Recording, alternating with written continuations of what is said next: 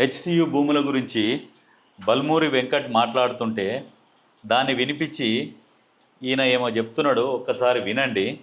ప్రభుత్వ భూముల్ని ప్రైవేట్ వ్యక్తుల దగ్గరికి వెళ్ళి తీసుకొచ్చిన చరిత్ర మా గౌరవ ముఖ్యమంత్రి రేవంత్ రెడ్డి గారిది, కాంగ్రెస్ ప్రభుత్వాన్ని.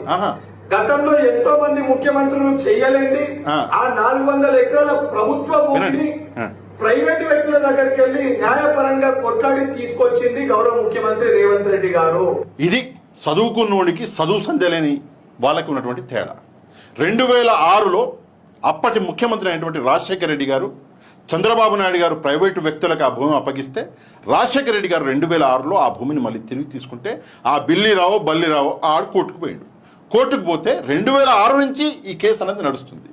కాకపోతే 2014 నుంచి 2024 దాకా దాదాపుగా అంటే 10 ఏళ్ళు ఈ కేసు అనేది పీక్లో ఉన్నది.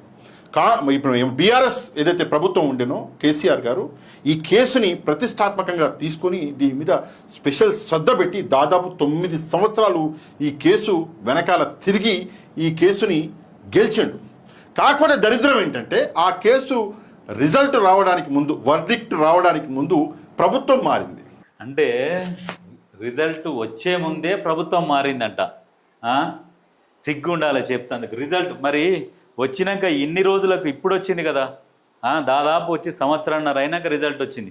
రిజల్ట్ వచ్చే ముందంటే ఎమ్మటే రావాల్సిండే కాంగ్రెస్ ప్రభుత్వం రాగానే. మరి వీళ్ళెందుకు లాయర్లను పెట్టి సుప్రీంకోర్టు దాకా పోయారు? మరి డైరెక్ట్ రిజల్టే వస్తుండే కదా. ఇగో ఇట్లాంటి దొంగలు ఈ బీఆర్ఎస్ పేడ్ బ్యాచ్ ఇది ఇంకా ఇట్లా ప్రచారం చేస్తుంటారు అన్నట్టు. వాళ్ళకు అసలు సోయే లేదు. ఆ 400 ఎకరాల ప్రభుత్వ భూమి ఉన్నదన్నది ప్రజలకు తెలవకుండా ఉండాలి. ప్రజలకు ఏ మాత్రం కూడా తెలవకుండా ఉంచిర్రు. ఆ బిల్లీరావు ఎవరు? ఈయన భుజాల మీద చేతులు వేసుకొని తిరుగుతున్నారు. కేటీఆర్, బిల్లీరావు ఏం చేసిరంటే ఆ కేసుని అట్లనే నీరుగార్చి మళ్ళీ అధికారంలోకి వస్తే ఆ 400 ఎకరాలు మింగుదాం. ఇప్పుడు ఎట్లా మణికొండ, కోకాపేట చుట్టూ 453 ఎకరాలు ఎట్లా మింగిర్రో మింగి ప్రైవేట్ వాళ్ళకి ఇచ్చి ఆకాశాన్ని తలిగే బిల్డింగ్లు కట్టిరుగా, సేమ్ దీన్ని కూడా అదే పని చేద్దామన్న ఆలోచనలో వాళ్ళు ఉన్నారు. ఈ తెలివి తక్కువ దద్దమ్మ ఈ సన్నాసి ఏం చెప్తున్నాడంటే అహర్నిశలు కష్టపడ్డారట.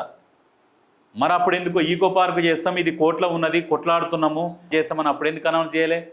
మింగుదామని. ఈ బురద కోనికి తెలియదు ఏంటంటే పైసలు మూటి ఇయ్యంగానే ఇక వాళ్ళకు జేజేలు కొడుతున్నట్టు. ఇగో ఇట్లాంటి వాళ్ళని పెట్టుకొని బీఆర్ఎస్ రాజకీయం చేస్తున్నది.